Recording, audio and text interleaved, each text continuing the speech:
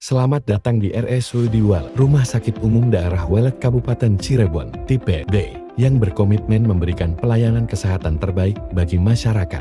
Dengan komitmen kuat menuju pelayanan berkualitas, kami hadir untuk melayani dengan sepenuh hati. RSUD Walet telah menerapkan zona integritas sebagai bentuk komitmen terhadap pelayanan publik yang bebas korupsi, transparan, dan akuntabel. Kami fokus pada inovasi, termasuk pelayanan administrasi yang cepat dan bebas pungut, dengan kepuasan pasien sebagai prioritas utama.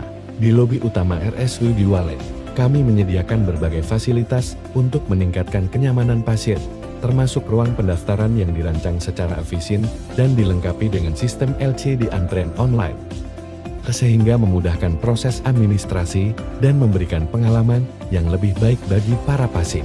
Selain itu, terdapat ruang laktasi dan charger stasiun untuk kebutuhan pasien dan pengunjung. Pelayanan publik, kami memiliki petugas pelayanan informasi BPJS Kesehatan, siap membantu pasien dengan informasi layanan, pendaftaran, dan klaim BPJS Kesehatan untuk memudahkan proses pelayanan. Customer service juga tersedia, yang siap membantu Anda dengan berbagai kebutuhan informasi dan pelayanan lainnya. Instalasi gawat darurat, siap membantu Anda 24 jam.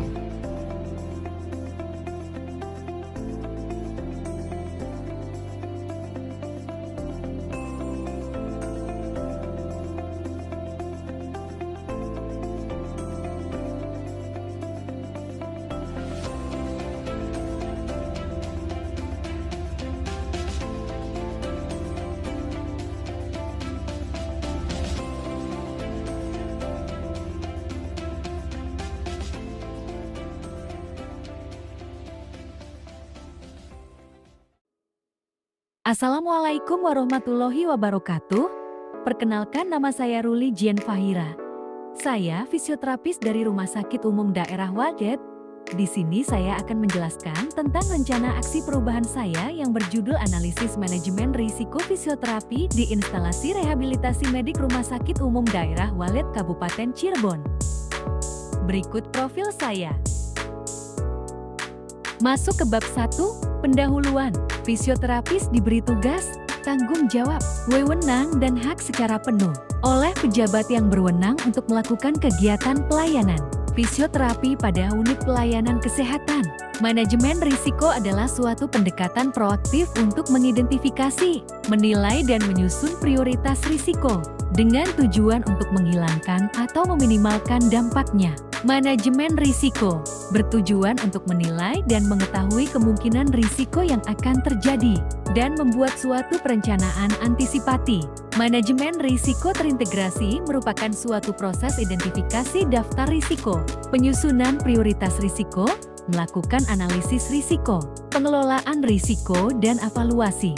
Risiko tersebut dinilai menurut dampak dan probabilitas, dimasukkan ke dalam tabel matriks grading risiko untuk mencari warna bands risiko, sehingga dapat dilakukan pengelolaan risiko yang sesuai. Suatu masalah atau risiko yang timbul bila ada di manajemen dengan baik, maka akan menghasilkan layanan yang baik. Dengan manajemen risiko yang baik, maka akan dapat meningkatkan kualitas, mutu pelayanan dan juga keselamatan pasien. Maksud dan tujuan, peserta mampu memahami program orientasi serta mengenal nilai dan etika instansi pemerintah dalam mendukung pelaksanaan tugas jabatannya. Dalam mendukung pencapaian visi misi organisasi, peserta mampu mengaktualisasikan nilai-nilai dasar esen berakhlak. Tujuan dari orientasi, pengenalan nilai dan etika instansi pemerintah bagi pegawai pemerintah dengan perjanjian kerja adalah sebagai berikut. Pertama, pengenalan tugas dan fungsi esen. Kedua, pengenalan nilai dan etika pada instansi pemerintah. Ketiga, pemahaman dan penyediaan informasi kepada pegawai pemerintah dengan perjanjian kerja yang baru diangkat. Keempat, diharapkan mampu mengaktualisasikan nilai-nilai dasar esen berakhlak, serta dapat melaksanakan tugas yang menjadi kewajibannya dalam melaksanakan program pemerintah di unit kerja. Tujuan khusus. Pertama, peserta mampu mengidentifikasi dan mengelola risiko yang terkait dengan proses terapi, fisioterapi, serta meningkatkan keselamatan pasien dan kualitas pelayanan. Kedua, mengidentifikasi dan mengelola risiko yang terkait dengan proses terapi fisioterapi. Mengidentifikasi dan mengelola risiko yang terkait dengan proses terapi fisioterapi, seperti risiko cedera pasien, risiko kesalahan diagnosis, dan risiko penggunaan peralatan yang tidak sesuai. Ketiga, meningkatkan keselamatan pasien dan petugas fisioterapi. Meningkatkan keselamatan pasien dan petugas fisioterapi dengan mengidentifikasi dan mengelola risiko yang terkait dengan proses terapi fisioterapi. Keempat, mengurangi risiko kesalahan medis. Mengurangi risiko kesalahan medis dengan mengidentifikasi dan mengelola risiko yang terkait dengan proses terapi fisioterapi. Meningkatkan kualitas pelayanan fisioterapi. Meningkatkan kualitas pelayanan fisioterapi dengan mengidentifikasi dan mengelola risiko yang terkait dengan proses terapi fisioterapi. Kelima, mengoptimalkan penggunaan sumber daya. Mengoptimalkan penggunaan sumber daya dengan mengidentifikasi dan mengelola risiko yang terkait dengan proses terapi fisioterapi. Waktu dan tempat. Waktu rencana aksi perubahan P3K dilaksanakan dari tanggal 1 Maret tahun 2024 sampai dengan 28 Februari 2029 dan dilaksanakan di Rumah Sakit Umum Daerah Walet di Jalan Prabu Kian Santang 0.4 Walet, Kecamatan Walet, Kabupaten Cirebon. Bab 2, Nilai dan Etika Pemerintah Kabupaten Cirebon. Visi dan Misi Kabupaten Cirebon. Visi Kabupaten Cirebon. Visi dari Kabupaten Cirebon periode 2025 sampai 2030 adalah beriman, bersih, inovatif, maju, agamis, aman. Misi Kabupaten Cirebon. Pertama, Kabupaten Cirebon bersih mewujudkan tata kelola pemerintahan yang bersih, melayani, akuntabel, dan profesional. Kedua, Kabupaten Cirebon inovatif, menciptakan ekosistem inovatif di pemerintahan dan masyarakat. Ketiga, Kabupaten Cirebon maju menciptakan masyarakat modern yang tidak meninggalkan jati diri adat dan budaya. Keempat, Kabupaten Cirebon agamis, menguatkan toleransi antar umat beragama sesuai dengan keyakinan para pemeluknya. Kelima, Kabupaten Cirebon aman menciptakan lingkungan yang asri, aman dan nyaman. Bab 3, Nilai dan Etika RSUD Walet. Visi RSUD Walet. Visi RSUD Walet adalah menjadi rumah sakit berbudaya yang unggul dalam pelayanan, pendidikan, dan penelitian yang bereputasi nasional. Dengan berlandaskan kedokteran berbasis masyarakat menuju Cirebon sejahtera pada tahun 2025. Misi RSUD Walet menyelenggarakan pelayanan kesehatan bermutu dan terjangkau yang berorientasi pada keselamatan pasien dengan menyertakan peran aktif masyarakat, menyelenggarakan pendidikan dan pelatihan untuk menghasilkan sumber daya manusia kesehatan berkualitas dengan kompetensi yang sesuai standar nasional dan selaras dengan kebutuhan masyarakat, menyelenggarakan penelitian, meningkatkan ilmu pengetahuan dan teknologi kedokteran kesehatan, IPT KDOKKS yang dapat berkontribusi meningkatkan kualitas kesehatan masyarakat. Tujuan RSUD Walet, peningkatan kapasitas ruang perawatan, tersedianya tenaga sesuai kompetensi yang dibutuhkan, tercapainya standar pelayanan minimal ASPIAM sesuai standar. Tugas pokok dan fungsi berdasarkan Keputusan Menteri Kesehatan Republik Indonesia Nomor per 47 AM pada April tahun 2005. Tugas dan fungsi fisioterapi adalah sebagai berikut. Tugas pokok: memelihara gerak dan fungsi ibu setelah melahirkan postnatal, memelihara gerak dan fungsi pada masa pertumbuhan dan perkembangan anak pada fungsi motorik, melakukan tindakan terapi pada problem gerak dan fungsi di tingkat sistem muskuloskeletal kasus sedang, melakukan tindakan terapi pada problem gerak dan fungsi di tingkat sistem kardiopulmonal kasus ringan, melakukan tindakan terapi pada problem gerak dan fungsi pada tumbuh kembang anak kasus sedang, melakukan tindakan terapi pada problem gerak dan fungsi di tingkat sistem reproduksi kasus sedang, melakukan tindakan terapi pada problem gerak dan fungsi pada alat kognitif intra-interpersonal kasus ringan, memulihkan menyesuaikan gerak dan fungsi untuk aktivitas sehari-hari meliputi kegiatan memelihara diri sendiri, melakukan pemeriksaan elektrodiagnosis strength duration curve, melakukan pemeriksaan sokap tubuh pasca, melakukan terapi kelompok pada kasus neuromuskular sebagai instruktur, memberikan asistensi kepada pasien dalam terapi neuromuskular. Tugas pokok dan fungsi. Dalam menjalankan perannya, seorang fisioterapis memiliki fungsi dalam merencanakan teknis pelayanan fisioterapi, meningkatkan dan mencegah penurunan gerak dan fungsi, melakukan tindakan terapi pada problem gerak dan fungsi, memulihkan atau menyesuaikan problem gerak dan fungsi rehabilitatif dan kompensatori, individu atau kelompok, melakukan pelayanan tugas tes khusus fisioterapi, melakukan evaluasi teknis pengelolaan pelayanan fisioterapi, membuat karya tulis atau ilmiah di bidang fisioterapi. Bab 4. Rencana hasil kerja P3K. Berikut ini adalah rencana hasil kerja penulis. Berikut penjelasan tentang identifikasi pasien. Identifikasi pasien sebelum tindakan. Fisioterapi sangat penting untuk memastikan keselamatan dan keamanan pasien. Hal-hal yang perlu diketahui yaitu data pasien. Pertama, nama pasien. Pastikan nama pasien sesuai dengan catatan medis. Kedua, tanggal lahir.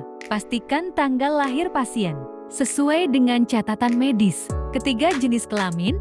Pastikan jenis kelamin pasien sesuai dengan catatan medis. Keempat, alamat. Pastikan alamat pasien sesuai dengan catatan medis. Lalu riwayat pasien. Pertama, riwayat penyakit. Identifikasi riwayat penyakit pasien, termasuk penyakit kronis atau akut. Kedua, riwayat operasi. Identifikasi riwayat operasi pasien. Ketiga, riwayat alergi. Identifikasi riwayat alergi pasien.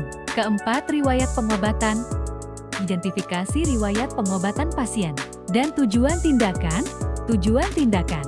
Identifikasi tujuan tindakan fisioterapi, termasuk pengurangan nyeri, peningkatan mobilitas, atau peningkatan kekuatan. Hasil yang diharapkan. Identifikasi hasil yang diharapkan dari tindakan fisioterapi. Pencegahan luka bakar.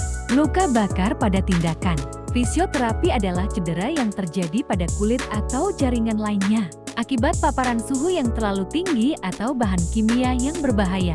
Selama proses terapi, hal-hal yang perlukan dilakukan adalah pencegahan sebelum tindakan. Pertama, pemeriksaan alat. Pastikan alat yang digunakan dalam kondisi baik dan tidak rusak. Kedua, pemeriksaan suhu. Pastikan suhu alat yang digunakan tidak terlalu tinggi atau terlalu rendah. Ketiga, penggunaan pelindung kulit. Gunakan pelindung kulit seperti gel atau krim pelindung untuk melindungi kulit pasien. Pencegahan selama tindakan. Pertama, pengawasan suhu. Awasi suhu alat yang digunakan selama tindakan untuk memastikan bahwa suhu tidak terlalu tinggi atau terlalu rendah. Kedua, pengawasan kondisi kulit. Awasi kondisi kulit pasien selama tindakan untuk memastikan bahwa kulit tidak mengalami luka bakar. Ketiga, penggunaan teknik yang tepat. Gunakan teknik yang tepat dan sesuai dengan standar untuk mengurangi risiko luka bakar. Pencegahan setelah tindakan. Pertama, pemeriksaan kondisi kulit. Periksa kondisi kulit pasien setelah tindakan untuk memastikan bahwa kulit tidak mengalami luka bakar. Kedua, penggunaan perawatan yang tepat. Gunakan perawatan yang tepat dan sesuai dengan standar untuk mengurangi risiko luka bakar. Ketiga, pengawasan pasien. Awasi pasien setelah tindakan untuk memastikan bahwa pasien tidak mengalami gejala luka bakar. Penggunaan APD, alat pelindung diri APD, untuk fisioterapi digunakan untuk melindungi fisioterapis dari cedera, penularan penyakit, dan paparan bahan kimia selama melakukan tindakan fisioterapi. Berikut beberapa kasus yang perlu memakai alat pelindung diri APD untuk tindakan fisioterapi. Kasus infeksi. Pasien dengan infeksi kulit. Pasien dengan infeksi kulit seperti impetigo, eksem, atau herpes simplex perlu diobati dengan menggunakan APD. Pasien dengan infeksi saluran kemih. Pasien dengan infeksi saluran kemih perlu diobati dengan menggunakan APD. Pasien dengan infeksi pernapasan. Pasien dengan infeksi pernapasan seperti pneumonia atau tuberkulosis perlu diobati dengan menggunakan APD. Kasus lainnya, Pasien dengan alergi. Pasien dengan alergi perlu diobati dengan menggunakan APD untuk mencegah reaksi alergi. Pasien dengan kondisi kulit yang buruk. Pasien dengan kondisi kulit yang buruk perlu diobati dengan menggunakan APD untuk mencegah infeksi dan cedera. Pasien dengan riwayat cedera atau operasi. Pasien dengan riwayat cedera atau operasi perlu diobati dengan menggunakan APD untuk mencegah cedera lebih lanjut. Pemeriksaan alat. Pemeriksaan alat fisioterapi sebelum digunakan sangat penting untuk memastikan keselamatan pasien dan kualitas pelayanan. Berikut beberapa alasan mengapa perlu pemeriksaan alat fisioterapi sebelum digunakan. Alasan utama, 1. Mencegah cedera. Pasien, pemeriksaan alat fisioterapi sebelum digunakan dapat mencegah cedera pasien yang mungkin terjadi akibat penggunaan alat yang rusak atau tidak berfungsi dengan baik. Kedua, mengurangi risiko kesalahan. Pemeriksaan alat fisioterapi sebelum digunakan dapat mengurangi risiko kesalahan yang mungkin terjadi akibat penggunaan alat yang tidak sesuai atau tidak berfungsi dengan baik. Ketiga, meningkatkan kualitas pelayanan. Pemeriksaan alat fisioterapi sebelum digunakan dapat meningkatkan kualitas pelayanan yang diberikan kepada pasien. Alasan spesifik. Pertama, mendeteksi kerusakan alat. Pemeriksaan alat fisioterapi sebelum digunakan dapat mendeteksi kerusakan alat yang mungkin terjadi akibat penggunaan yang tidak sesuai atau perawatan yang tidak baik. Kedua, mengurangi risiko penularan penyakit. Pemeriksaan alat fisioterapi sebelum digunakan dapat mengurangi risiko penularan penyakit yang mungkin terjadi akibat penggunaan alat yang tidak steril atau tidak bersih. Ketiga, meningkatkan keselamatan petugas. Pemeriksaan alat fisioterapi sebelum digunakan dapat meningkatkan keselamatan petugas yang menggunakan alat tersebut.